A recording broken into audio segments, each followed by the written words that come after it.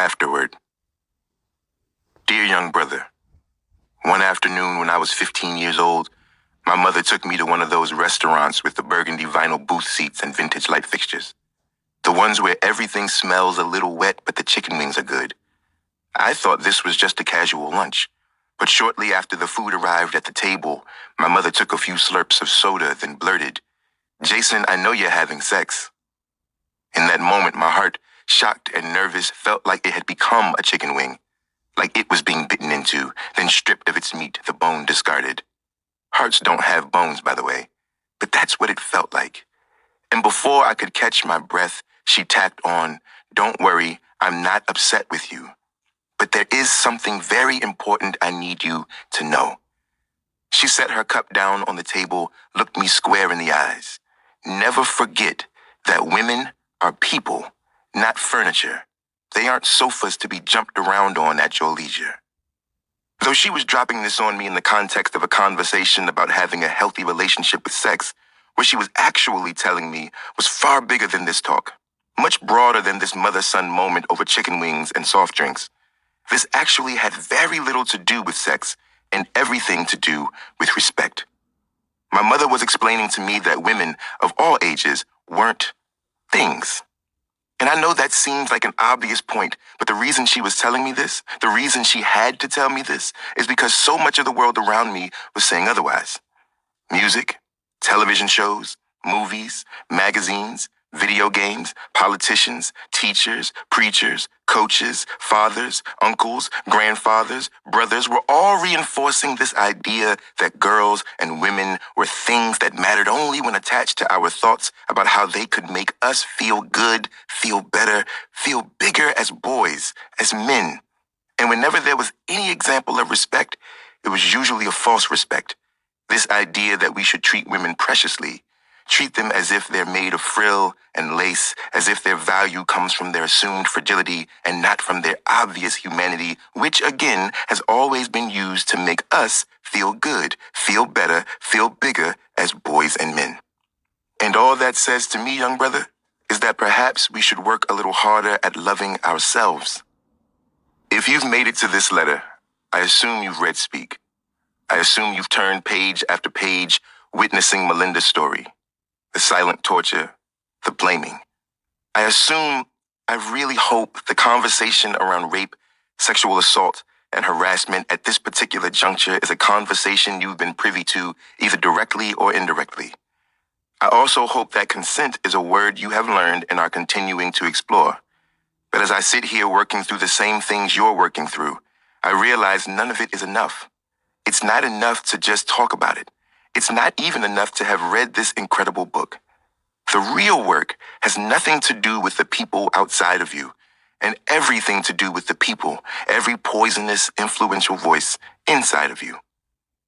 In any other context, it could be argued that a man who takes, who steals, usually does so because he doesn't have. So to take from a woman, to even attempt to steal bits of her humanity is a clear sign that there are parts of our humanity missing. That there are holes, wounds that need tending to. That a world that doesn't allow us to openly express emotion, a world that celebrates us never being visibly folded up with fear, a world where brutality is seen as virtuous, is a world that makes beasts of boys and monsters of men. So just so we're clear, no means no, means no, means no. Women have the right to say it. Women also have the right to say yes, as often as they choose, without being shamed or renamed. Her body belongs to her and her alone. Keep your hands to yourself. Keep your comments to yourself. Women are people, not furniture. Women are people, not furniture. Women are people, not furniture.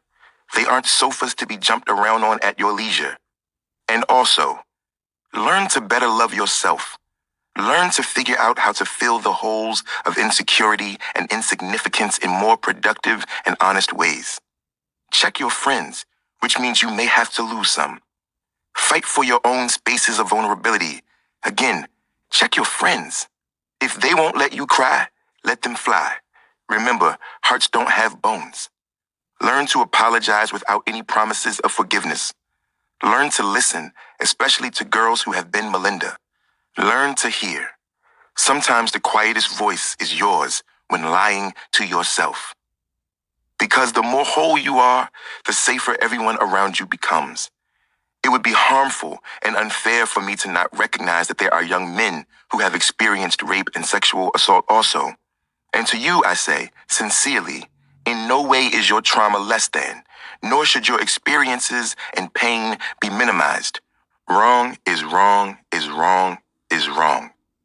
That being said, this letter does not exclude you, because in this world you still have the power to project and transfer that pain onto others in unimaginable ways. As I said, this isn't just about sex. It's broader than that. This is about the world we live in. We did not make it, but we can surely break the axis on which it spins. Young brother, this letter is confronting a we issue, an all of us problem. Therefore, it is not solely addressed to you. This is a letter also addressed to me, to my father, my brothers, my uncles, my friends. It's a letter laid on the graves of my grandfathers. And if I should have a son someday, this letter will be tucked under his pillow. It is my intention for these words to be loving, to be what love sounds like. But love and work are not the same, though they do require each other to reach their full potentials.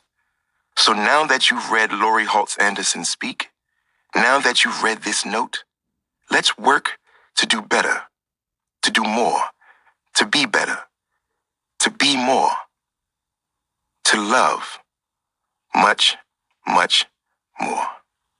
Your older brother, Jason Reynolds.